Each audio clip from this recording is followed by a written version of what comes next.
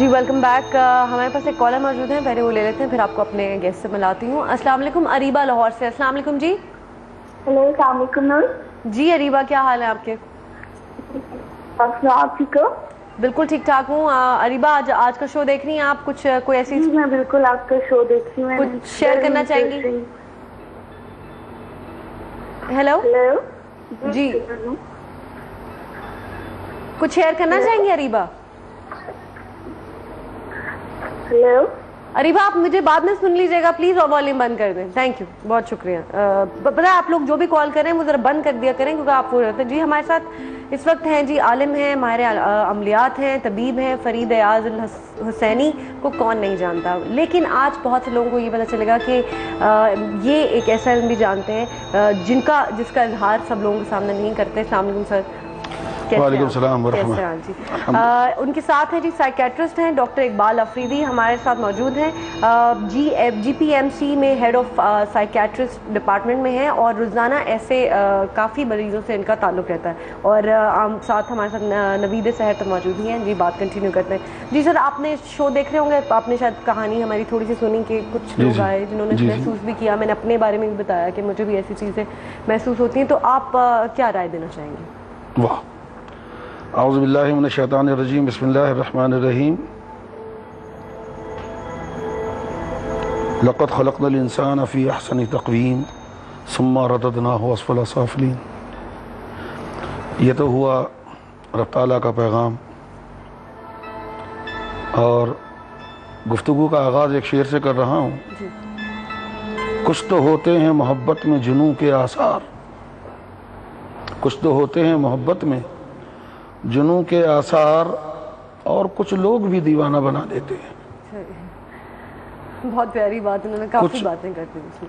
کچھ حقیقت ہوتی ہے, اس میں کچھ ملاوٹ ہو جاتی ہے, ملاوٹ زیادہ ہو جاتی ہے.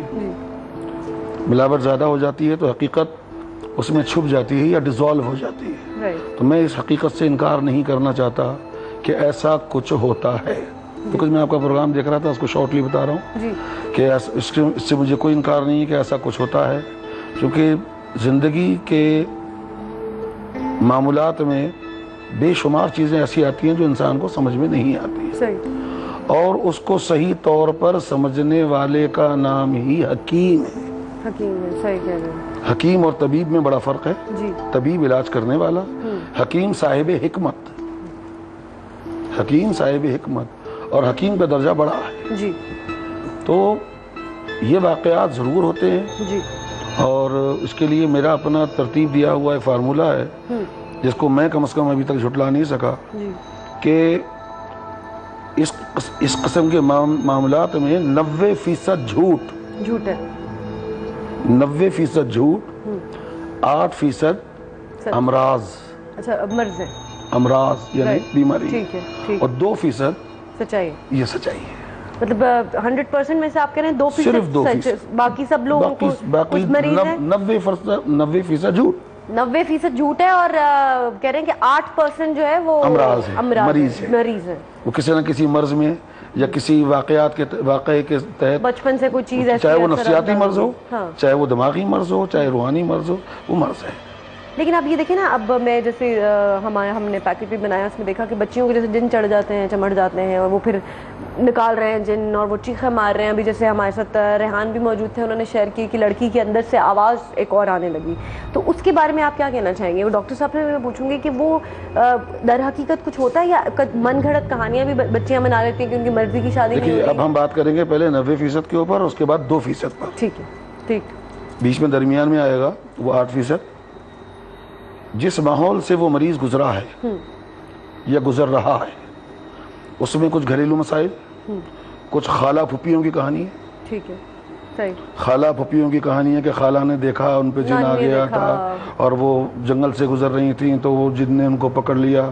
تو وہ کہانی ہے جو ذہن میں بنی ہوئی ہے, وہ کریٹ ہو کے وہ کریٹ ہو کے اس کے ذہن کے اسکرین کے اوپر وہی کچھ دکھاتی ہیں. ڈاکٹر صاحب اس کی تصدیق یا تردید کریں گے کہ جو کچھ, یعنی میں نے یہ دیکھا ہے کہ اگر کوئی تصور میرے ذہن میں ہو اور وہ تصور دیوار کے اوپر مجھے کسی سائے کی صورت میں کوئی سایہ ہے یا اس کا شیڈو ہے, تو وہ شیڈو آہستہ آہستہ وہ ہلنے لگے گا. نہیں, نقش و نگار اس کے واضح ہو جاتے ہیں.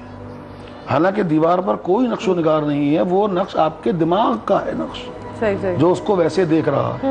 تو دو چیزیں، تین چیزیں یاد رکھ لیجئے آپ کہ تصور، تصویر اور مصور، یہ تینوں ایک ہی چیز کے تین رخ ہیں کہ ایک پہلے تصور پیدا ہوتا ہے، پہلے خیال آپ کے ذہن خیال آتا ہے اور وہی تصویر بن جاتی ہے، جی ہاں، اور اس کے بعد وہ آپ کو تصویر حقیقت کی آپ کو لگتا ہے حقیقت آپ کو لگتا ہے کہ وہ حقیقت ہے۔ سر ڈاکٹر صاحب سے بات کرنا چاہوں گی جی، سر آپ کیا کہیں گے اس بارے میں؟ آپ کے پاس تو کوئی دن میں ہزاروں 500 پیشنٹس آتے ہوں گے اس طرح کے کیسز، تو آپ کیا کہتے ہیں؟ از اٹ جیسے کہ اس کو بیماریوں کو نام بھی دیا جاتا ہے، ہسٹیریا بھی کہا جاتا ہے، schizophrenia I believe if I am not wrong about that, schizophrenia کے بھی مریض کہا جاتا ہے، تو آپ کیا کہتے ہیں اس بارے میں؟ بسم اللہ الرحمن الرحیم۔ پہلے لٹریسی ریٹ کم تھی، جس میں خواندگی شرح کم تھی، تو ایسے واقعات بہت زیادہ تھے، لیکن ابھی ہمارے جناح ہاسپٹل میں جو مریضوں کی تعداد جو ہمارے نفسیاتی وارڈ میں آتی ہے، اس بات کی نشاندہی کرتی ہے کہ کافی حد تک لوگوں کو سمجھ آ گئی ہے۔